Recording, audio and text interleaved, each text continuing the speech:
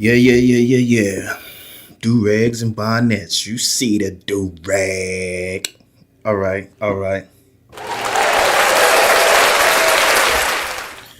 Back at it live. Um, Today, the thumbnail, the heading is do-rags and bonnets, but we ain't talking about no do-rags and bonnets. We wouldn't be that superficial. What we talking about today is, let me see. Failing. Running up against failure, and what comes next after the failure. Um, a lot of times when we fail, when we hit our face, when we don't succeed, a lot of people get stuck there. Stuck like Chuck. And when you get stuck in failure, it hurts. It hurts you. It hurts everybody around you. People don't even want to be around you. You smell like a loser. You look like a loser. You got the look of a loser. I could see it in your eyes. You look like you just lost. And it comes through your aura and everything you do. Like a lot of people say, you giving off bad vibes. That comes from you being a loser. A lot of times when you lose and you can't shake it off, people don't want to be around that. People like to be around winners. People like to be around people that's confident. You know, when you have that aura about yourself, you become burdensome. Like people see you coming a mile away and they try to avoid you. So what we're going to talk about right now is what to do after you fail. Like how you get past that, how you even get yourself in the right mind state to get past a loss. 'Cause that's what it really is. You lost and you trying to bounce back and turn that zero to a hero. That's what you want to do. And I could just give you a few stories of myself because I ain't no hell of a preacher. That ain't what I'm about. I could give you a story. Like I done had almost every job there is to have, because I got to have something in my pocket. And the streets don't get it all the time. I tried my hand in the streets and I failed at that too. So yeah, one time I used to be into masonry. That's when you laying bricks and blocks. Woo, some hard work there. And I was younger, so physically I could do the work. Man, I sit out there, work all day, go to the club, come in, go back to work, and it wasn't nothing, but it was hard because we out there in the elements, and woo, that was some work. Looking back at it, I smack myself in the face if I told myself to do that again. But yeah, it was hard work, and it seemed like the people that I came in with, like the guys that I built relationships with, they started phasing out, going to different companies, and it was a different atmosphere. So I'm gonna give you the rundown. There's a few guys I know. One of them was Big Earl from Norfolk, Earl Simmons, same name as DMX, but a whole different type of guy. Mentor to me, taught me a lot, and he groomed me. He groomed me and taught me how to lay out, how to lay brick, not just how to lay brick, but how to, run a job. And he was a good dude. And a lot of jobs, they used to have me out there with him. So, as the years went on, I found myself in different positions on different job sites. And personalities don't really clash. It ain't even about the work because, I was a hell of a, but sometimes work just don't get it. Is your network, is the people is the people you associate with. Sometimes they say it's about who you know. And this happened to be one of those situations when I didn't know the right people. I thought I did. I thought I had good relationships, but it was coming up on Christmas time. Christmas time. Could you imagine? Christmas time. Everybody need that money coming in on Christmas time because you got gifts. You got stuff you want to get for yourself. You got gifts you want to get for others. And Christmas time. He coming around passing out checks. And we'll talk about we're gonna take a few days off here. And I'm thinking, man, Christmas time, few days off. Oh man, it's gonna be an ugly Christmas, man. People gonna be looking at me like I'm bad Santa out here. But I ain't think nothing of it. I said, here we go again. So some told me to double back to the job site Monday morning, because this happened on Friday. I said, double back. See what's going on, man. Just see what's going on. I come back, everybody on the job site but me. Everybody on the job site but me. My mouth hit the sand pile. That's where you had the mixer, right? You scoop the sand into the mixer machine, and that's where they get the mortar at so you can lay brick. So I come back, man, my mouth like this. I'm like, you mean to tell me this wasn't no stoppage in work. This was a slick fire Sam. They got rid of me out there. And I'm sitting there like, oh man. So I'm walking up with everybody. They looking at me like I'm a ghost. Like, what he doing out here? He ain't got no job. Like, Tommy, you ain't got no job, Tommy. So I'm sitting there tripping, man. I'm like, man, Steve, what's going on, man? I thought Sam, we gonna get you back in here. So I said, why you ain't just tell me I was laid off? Why you had to go to all the shenanigans? I can't even, make a move. I don't know what to do. I got a real family out here. I got people that depend on me, and you playing these type of games, these type of childish games with me. So I was upset, and I said, you know what? I got to have something. Man, ain't gonna be no way. People don't understand when it ain't no Christmas. They ain't trying to hear all that, man. People looking at you sideways like, man, you bad Santa out here. So I ain't want to be bad Santa. So, what I did, I said, I'm going to go ahead, try to get down to the unemployment, see what's going on, man. Start these checks rolling in. Maybe one of them a hit so I can have something for Christmas combined with what I got. I'm going to hold on to that. So I go down here and I'm feeling terrible. I'm feeling terrible.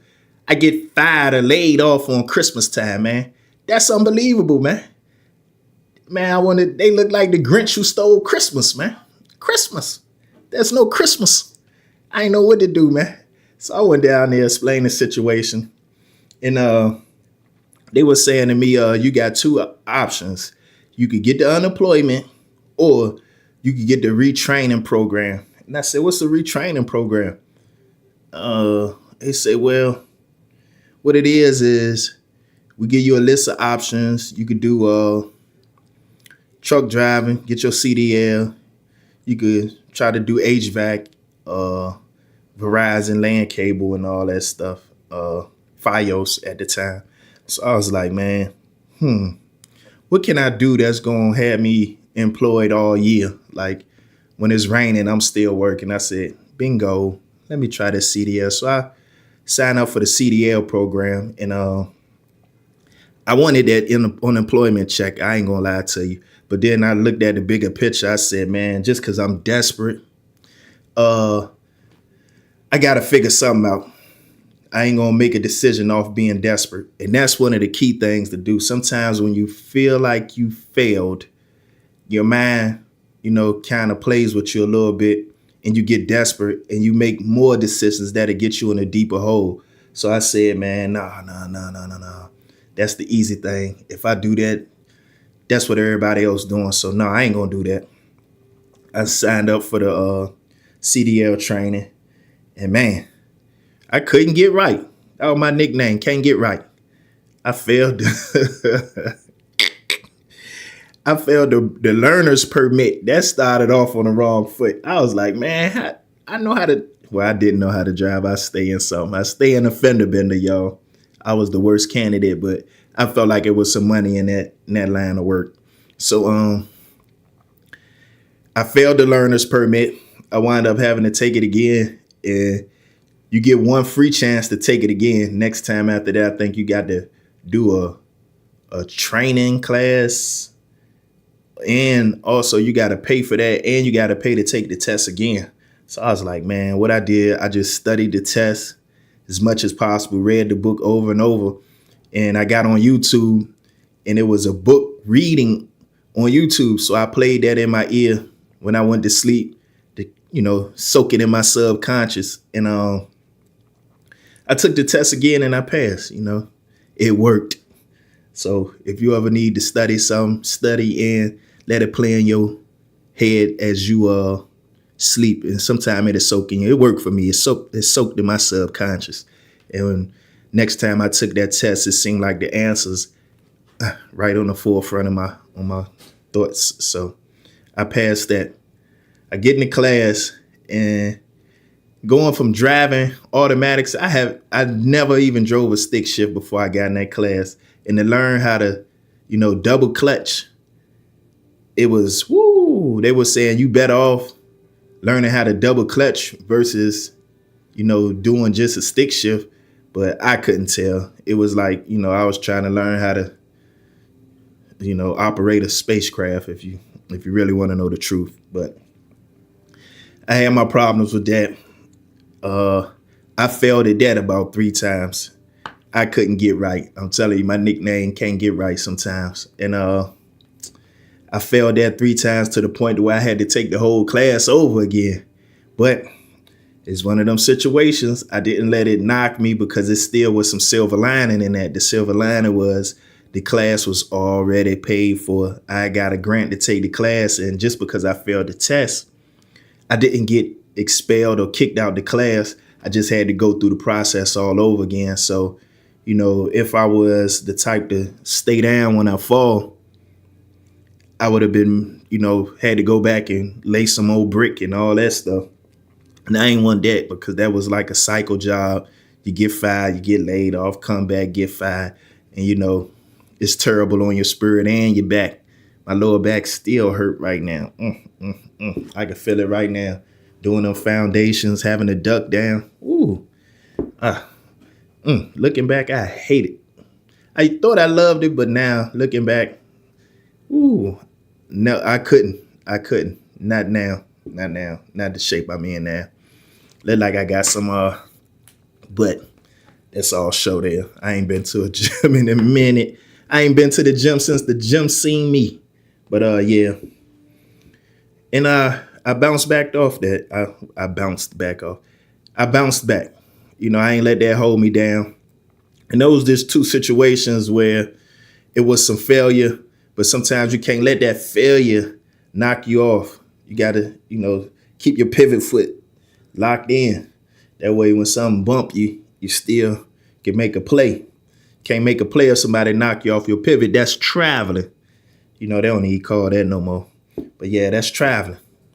Once you get a whistle called on you, you start going the wrong way. Next thing you know, you kind of ain't in the right place of mind. You ain't in the right state of mind.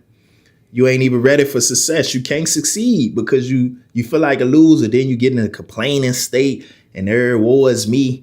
Everybody against me. Nah, don't look at it like that. There's been a whole bunch of other times. Just gotta, when you lose, just know that losing is a part of life. Like, it ain't too many people ain't never lost before. No, LeBron James lose. Steph Curry lose. Mike Tyson lost. Even Donald Trump lost the election. So you're going to lose. You're going to bump up to a situation where you're going to lose. It ain't too many people that's undefeated in this world. You might got your Mayweather out here, but everybody ain't no Mayweather. Even Mayweather daddy lost a fight. So, expect some losses. And that's where the secret jewel lies. The secret lies right there. And sometimes you gotta expect a loss. Accept it and expect it. That sometimes you're gonna lose, you're gonna stumble. And what's that song? We fall down, but we get up. Yeah. Donnie McClurkin. Yeah. Sometimes you're gonna fall down, but you gotta get up. You gotta get up. And the quicker you get up, the better it is for you.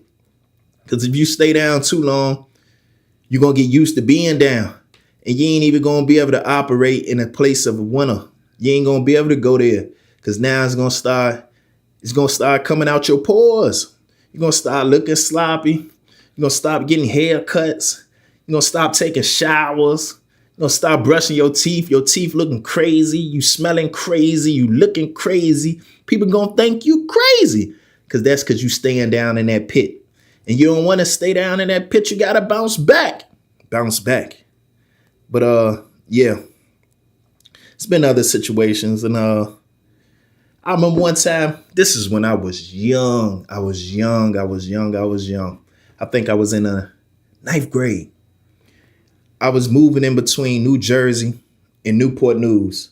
My mom stayed in Newport News and my father stayed in Delran. Newport News is Virginia, Tidewater area, Norfolk, Portsmouth, Virginia Beach, Chesapeake, all that.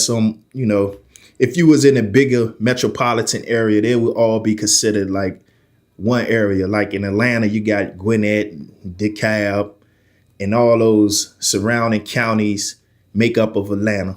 And that's the way the Tidewater is. You got Newport News, Hampton, Portsmouth, Norfolk, Chesapeake, Virginia Beach, and I think Suffolk.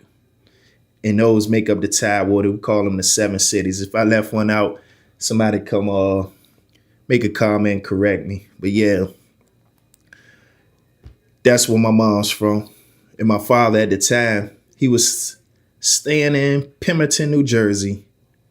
And we wound up moving from Pemberton, New Jersey, which is close to Fort Dix, to Delran, New Jersey, which is close to Camden, New Jersey. I think Camden is like 15, 20 minutes away from Delran, Cherry Hill area, all that stuff. Morristown, Cinnamon. If anybody, give it up for New Jersey. Give it up for Newport News, VA. Yeah. Anybody repping those, please feel free to tap in and put your VA or your Tri-City up for New Jersey. But yeah, I was staying in New Jersey in the 9th grade and transitioning from Virginia to New Jersey. The scholastic levels are different. So I was on par in Virginia. Maybe I wasn't because I was a hard head. I ain't started getting my act together till I got probably to the 11th grade. No, my reading was behind. My math was behind. And I didn't even know what was going on. They was giving me placement tests. And I just, at the time I was too young to really understand what was going on. I think they put me in a small class. It was me and about 4 other people in the class, maybe 3. And I didn't know I was in a learning disability class for like a whole year. The whole year get by. And I'm sitting there thinking, okay, this whole side of the hallway is filled up with, at the end of every hallway, you got 4 classes that got like the 4-man, 5-man, but they ain't got learning disability on top. So I didn't even know. I know I was in the learning disability class. So the whole year I'm having fun. It's no pressure on us. The teacher, she laugh and joke with us. We having all types of fun. Man, one day we in there, it's me and this guy named Donnie DeMays, I think Brian. It was 2 other people. I can't remember their name. And we sitting in the class. And for some reason, Donnie feeling extra hype. He was on the football team with me. And he just grabbed me and we in there wrestling. And I'm like, man, get your big Italian ass off. Well, sorry the language. Get your bigger Italian tail up off me. He got me in the air off my feet. They kicking in the air like this. And the teacher looking at us laughing, enjoying our wrestling match just as much as we are. And I'm sitting there. It hit me. I said, oh. I say we in a slow class. This the slow class. We in there, all I can see we clapping and having fun and the teacher happy, we happy. I said, we with this whole year, we ain't learned nothing. I said, we in a slow class. Man, I said, I put my foot down. I said, I gotta get up out of here. I put my foot down. And I started locking in all my classes. I started paying attention. I started paying attention and, trying to get better grades because I said, oh, my stars, they done had me in the learning disability class this whole year and I'm so slow with it. I didn't even know I was in the learning disability class. So, yeah, I tightened up on my backstroke there. I had to test up out of that situation. But I also had this algebra class, Algebra 1. And I had a teacher, I guess all the teachers knew I was in a learning disability situation. Everybody knew but me. So the grading scale is a little different up in New Jersey. I think anything above a 70% is a C in Virginia. And in New Jersey, I think at the time, I don't know what it is now because this was years ago, decades ago, really. And I think you could get up to a 74. A 74. And if you get a 70 or a 75, I think it may have been a 75. It was like 69 to 75 is up to the teacher. If the teacher chooses to pass you along to the next level, or she think you need more evaluation and you need to be held back, it's on her. That's up to her discretion. So I get a 75. I'm used to Virginia. I'm like, oh yeah, I'm good. Man, she pulled me. She was like, oh, you got a 75 and Miss Czar. That was her name. I remember that lady. I never forget you, Miss Czar. She said, it's up to me, and I just feel like it would benefit you to run it back. Run this class back. Do it again. I'm like, do it. Repeat? Huh? What? Oh, man, I felt terrible. And that was another failure right there. But I didn't let it stagnate me because, like I said, I was just realizing that they had me in a learning disability situation this whole time. So I was in the process of kind of fighting back and working myself out of that situation. But again, man, I took that and I let it, springboard me and motivate me to do a little bit better in school. And that was my last year getting terrible grades. I looked at myself in the mirror and I said, man, you need to tighten up because you sitting here in a learning disability class. You sitting here in a learning disability class and don't even know it. You need to tighten up. So that's what I did. I wound up turning things around and go from, being in that situation to wind up when I came back to Virginia, being in that the curriculum is a little bit different. I was in advanced classes, so that was a big turnaround. Give it up for advanced class for somebody that's coming out of learning disability. Yeah, I did that. But just imagine if I would have just, had a loser's mentality and just said, man, I don't care. I did care, because I didn't have a full grasp of what was going on, but I understood that, these decisions that I'm making now, they kind of may have a big impact on me later. So, that's it, man. I ain't gonna hold y'all too much longer, man. I just wanted y'all to know that for real. Don't be out here playing with your life. And when you fall off, you fell off. And you like Eddie Kane off the 5 Hot Beats. You popping up on people. Nights like this, I wish that raindrops keep for ta-da. You don't want that, man. Pick yourself up. Keep it moving. That's what comes after failure. The pickup, the comeback, the get back.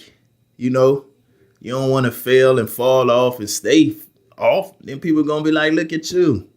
So don't be an Eddie Kane out here, man. When you fall off, bounce back. With that, I'm gonna end this off. Do rags and bonnets. You see it. I'm trying to get these 360s in there. Give it up for the do rags and bonnets. Yeah, yeah, yeah, y'all.